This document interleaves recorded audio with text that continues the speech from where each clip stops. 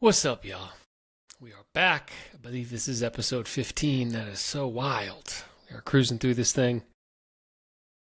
Man, I'm feeling different already, so different than it was yesterday. Shout out to my brother Christopher Hager. I had a channeling session with him today, and, I talked about a few episodes ago about my belief in like channelers and psychics and mediums and how many charlatans there are out there. What I can tell you for certain is this brother is not a charlatan. He has been one of the most powerful friends, brothers, allies, and gifted channels that I've been able to work with over the last, we're coming up on 3 years. How epic. And it really just helped me meet a lot of why I was in that process, which has been the same process for months. I'm realizing there's been an undercurrent, an undercurrent. Did I say underthread and undercurrent? Of the same story that's been rearing its head and then going down. And it's rooted in this unworthiness. It's so wild. And just in the spirit of continuing to be authentic and share with you all my life and my process, to give you permission to be with yourself and yours and share yours as well. I've had a deep unworthiness wound and not fully owning it. And that unworthiness wound has been the reason why I've been doing a lot of what I've done in Entheos. Give everything away because then maybe I'll be worthy. And in that, not being supported, and it has nothing to do with how people show up inside of that. I'm creating the very reality to not be supported by the way I'm trying to serve, to mask an unworthiness wound and not own my value in this life. To talk about something very deep on a surface level. And just the reminder that, one thing we worked through, he spent over an hour on this part with me.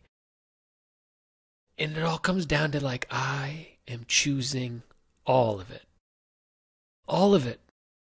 I'm choosing scarcity stories. I'm choosing worthiness stories. I'm choosing stress. I'm choosing devotion. I mean, name it. I'm blanking on anything specific to name because the point is all of it we are choosing.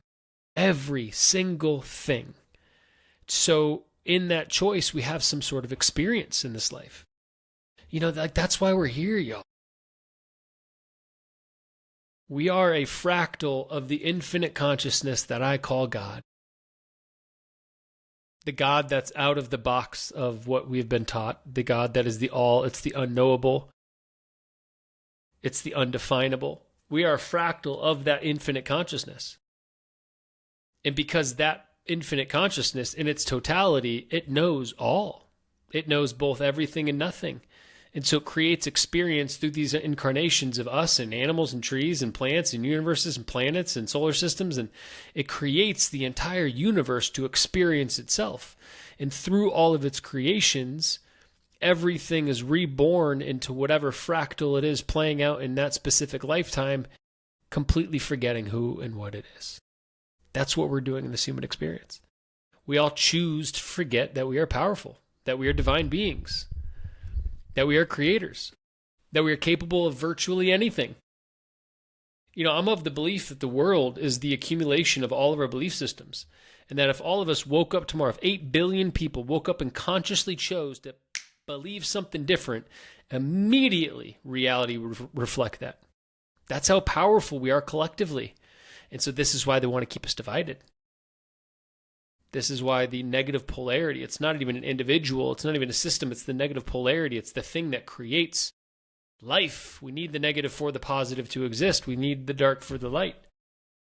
And the more that we are separated, we cannot synchronize our belief systems that create the very reality that we inhabit and live in. And so we live in this fractalized world as well.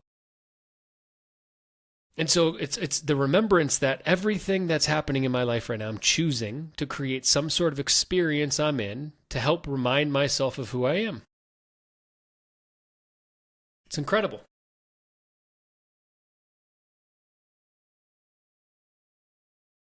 It really is incredible.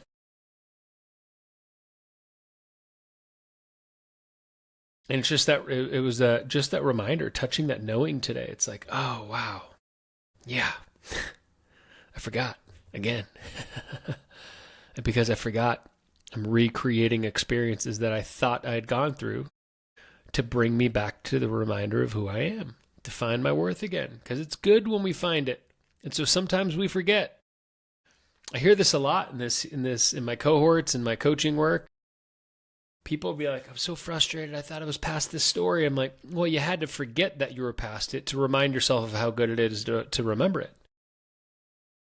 And then there's also a part in there where it's like, I realize that I hold guilt when things are too good.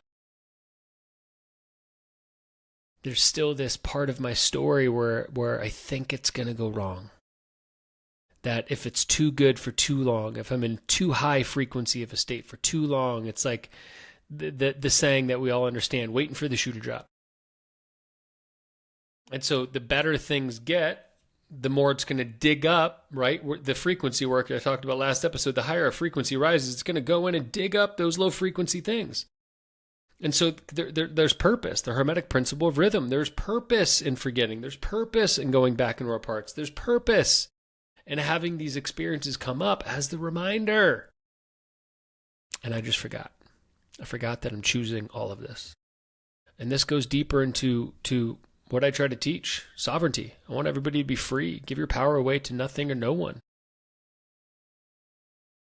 If I'm choosing all of it, no one has power over me. I'm choosing this for myself, not the system, not my parents, not my ancestry, not my situation, not my job. Me. And if you're in the place where it's like, well, I don't choose that for myself. Well, your soul chose it before you came in, and the path of your life is to consciously unchoose what your soul chose. But it's all being chosen. From you at some level, consciously or unconsciously, it's all being chosen. And when we notice our stories, we can track those to belief systems and realize that we're choosing the belief system. It's so simple. It's just not easy. I don't want to cast that spell. It's not always easy. It can be. We just like to complicate it because that is the human condition. Episode 15. Good to be here with y'all. I'm actually going to drop into a text I got today for a contemplation from a brother. Hey, bro, this hit me deep yesterday, so throwing a potential topic in for a solo cast at you. What is truth? How do we differentiate shadow frequency from gift frequency as we work through what is true for us and what is not? And should we differentiate the energy our truth is actually coming from before we share that truth with others? Such a good question. Especially as we share with our partners or others in our life. I ran into this past weekend, and after the dust settled, it really made me question if it's more harmful to share our truth when we haven't processed it, if it is shadow energy first. And so many of us don't even know our shadows to begin with. What a great contemplation. Thank you, brother, for reaching out and sending me that. I'd be happy to dive into this. Truth is one of my favorite things. It is the gateway. Truth is everything, y'all. If we do not have our truth, we have nothing. The foundation of a reality is built on the truth or the mistruth that we tell ourselves. And when we don't live in truth, we live in this fog of distortion, where everything we see is from and through a distorted lens. And when we start to live and speak and feel our truth, that fog of distortion starts to clear, and we meet ourselves in reality in the way it actually is. Let me go back to that question. How do we differentiate shadow frequency from the gift frequency? That's a little different than truth. I'm going to tack on something else, and then I'll swing back around to that. If it's more harmful to share our truth. So yeah, there's, I look at truth two different ways. There's objective truths and there's subjective truths. Everything's paradox.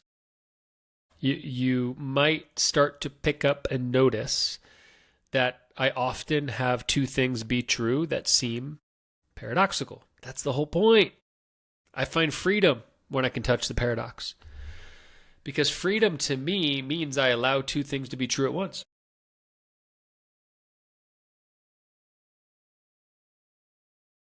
And when I don't have to choose, sorry, I got done hiking, came straight to record this, so I'm super thirsty. Keep taking water breaks.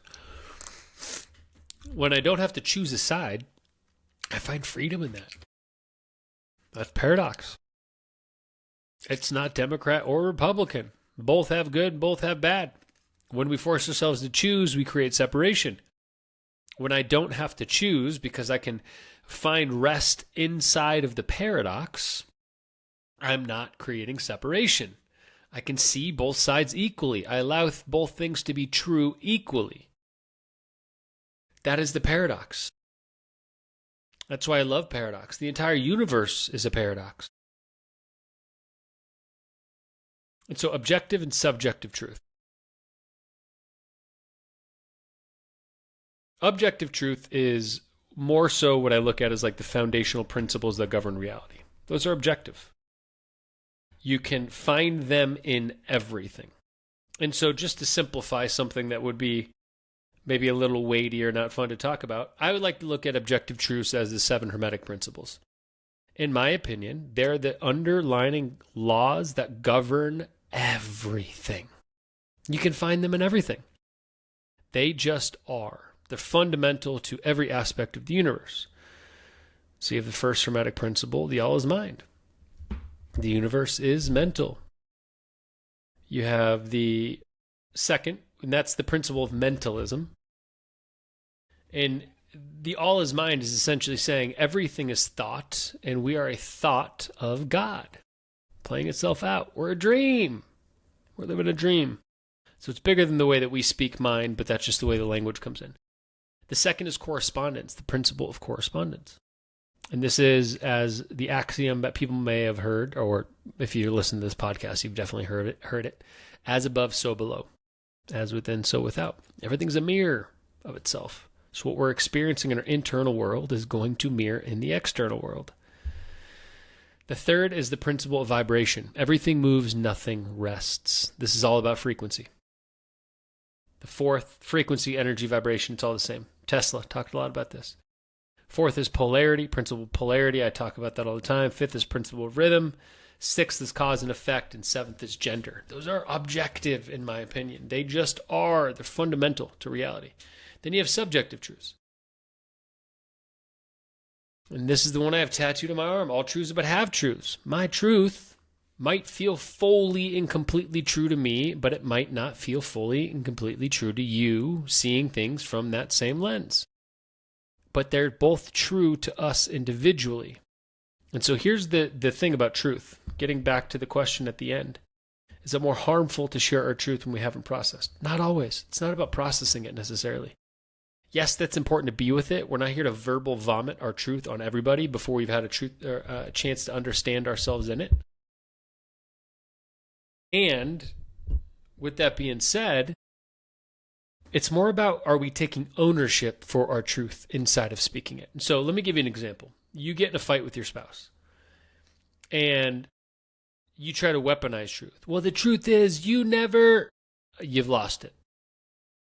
You've lost it. You've made it about them. You've become victim to them, and you've weaponized your projection of them under the disguise of truth.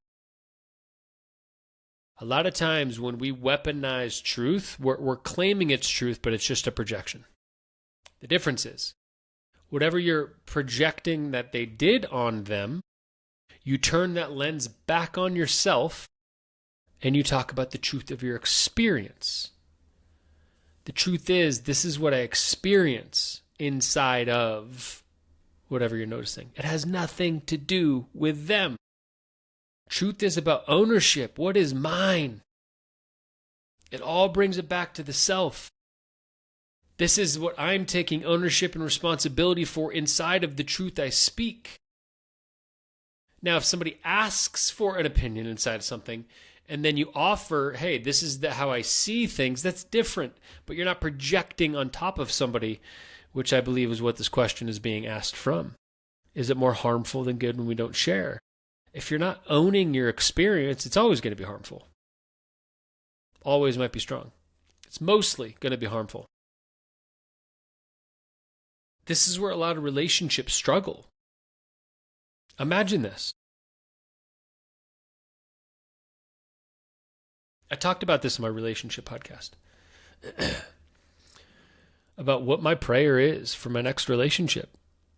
I take full and complete and radical ownership and responsibility for everything that I think, that I feel, that I see. You have nothing to do with my experience of life.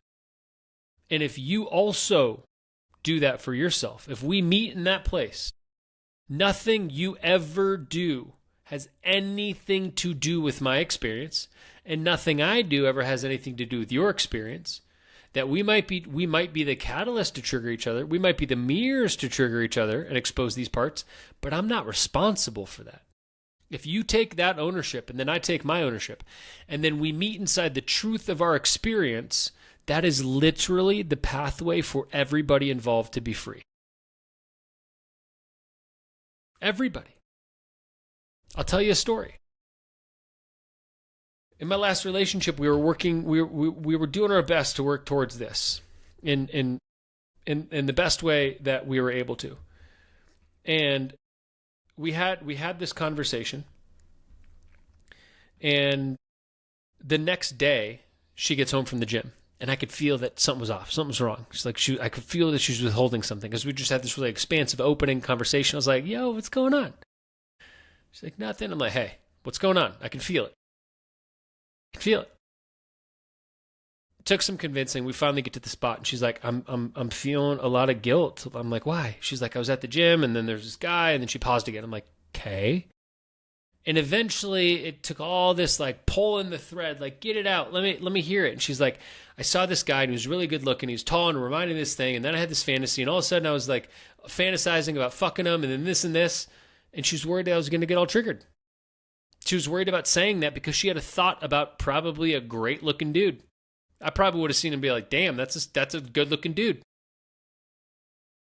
It didn't bother me. Because anything that she thinks, feels, and experiencing has nothing to do with me.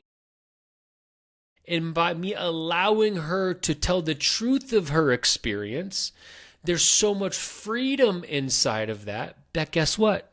I'm actually the safest place for her to be. That freedom for her to be in her experience, to have that fantasy thought. And then I was like, what did he look like? Tell me about it. And then we got to use that invocation of eroticism that was started by somebody outside of the container and use it between us. It was amazing. Because just because she felt or thought something outside of the relationship, that ain't got shit to do with me.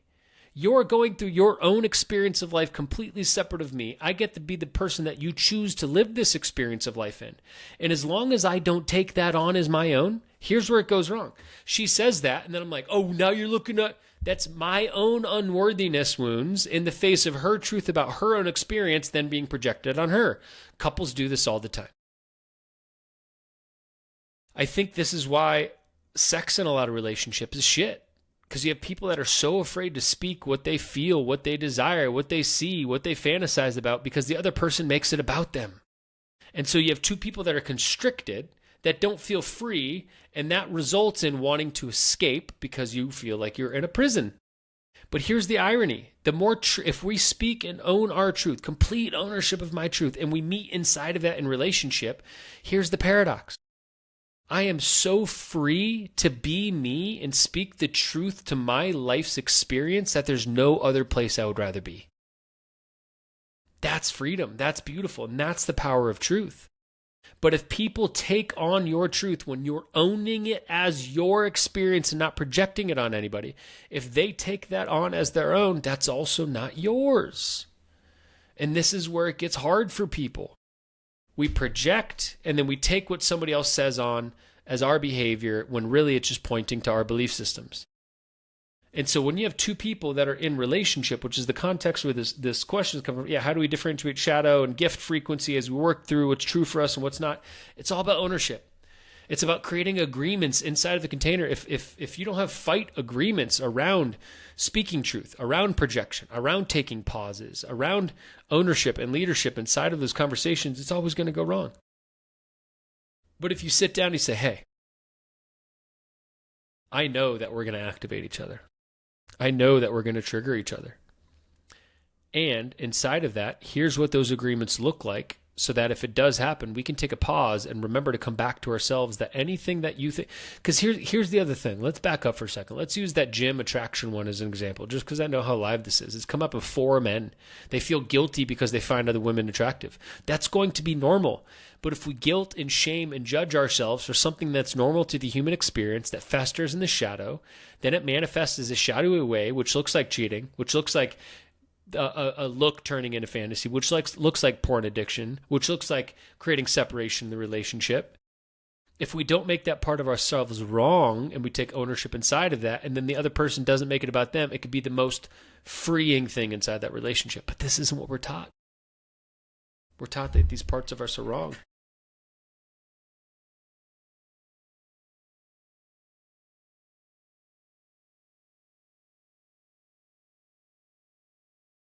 And so the shadow and the gift of it is all relative to how you choose to navigate it. Agreements. Anything that you trigger in me is a gift. It's a gift. It is a gift. You're exposing where I am not free. And it is a gift because if we choose to be devoted and committed to each other inside of that, when you get triggered, allow me to hold space for you to meet yourself. Tell me what that's like. And although I'm not responsible for your trigger, if I choose you, if I'm devoted and committed to you, I am responsible of how I show up in the face of that trigger. I am responsible for if I honor you inside of your requests. And if your request doesn't feel like it's congruent with mine, we talk about that. We find balance and equilibrium. We don't blame the other person for anything. We take full and complete ownership for everything. This is what I'm saying, y'all. A relationship, a devoted, committed relationship is the pathway to have anything that you want in this life. Everything that you want in this life. Abundance, freedom, play, joy, pleasure, eroticism, bliss, travel, service, purpose, meaning, name it. All of it becomes possible when you meet inside of a relationship with those commitments, when you take ownership and responsibility for your truth, when you notice when you're projecting, when you're willing to meet yourself in the face of another, when you commit and devote yourself to be through the hardships, and then you can create a container where that safety can thrive. Daily times to meet. Have a daily practice. 15, 20 minutes. My favorite one's the ICU practice. A daily practice to meet in intimacy. A weekly practice, a longer one. A monthly practice, even longer. Daily, 20 minutes. Weekly, an hour. Monthly, 3 hours. Set these containers to where you get to meet inside of the safety created by these agreements that you go in with, and then learn to speak truth from a place of ownership and responsibility to meet yourself in the face of your partner. And then if your truth activates them, it's like, oh, if my partner speaks a truth to me and it activates me, it is so crucial for me, for my own process to speak. I know that my activation has nothing to do with you. And I really would like you to hold space for me right now. Fights would radically change if we went in with this level of consciousness relative to truth. Thank you for the question, bro. Hope this lands. If not, shoot me another text. We'll go in. But for now, this feels complete. Appreciate y'all. See you for day 16 tomorrow.